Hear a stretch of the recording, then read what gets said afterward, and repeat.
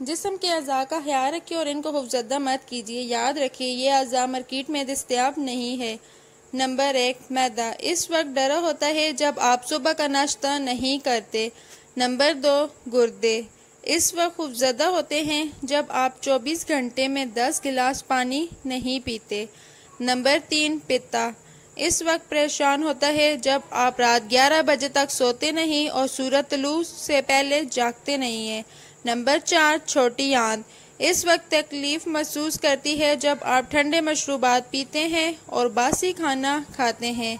Number 5, बड़ी आंत इस वक्त खौफजदा होती है जब ज़्यादा तली हुई या मसालेदार चीज़ खाते हैं।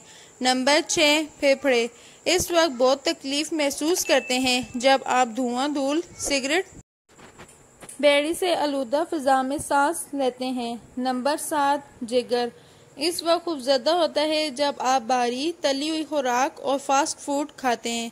वीडियो अच्छी लग रही है तो वीडियो को लाइक करें और चैनल को सब्सक्राइब करें। नंबर 8, दिल इस वक्त बहुत तकलीफ महसूस करता है जब आप ज़्यादा नमकीन और कोलेस्ट्रॉल वाली ग़िज़ा खाते हैं। लबलबा इस वक्त बहुत डरा होता है जब आप कसरत से मिठाई खाते हैं और ख़ासकर जब वो फ्री दस्तयाब हो।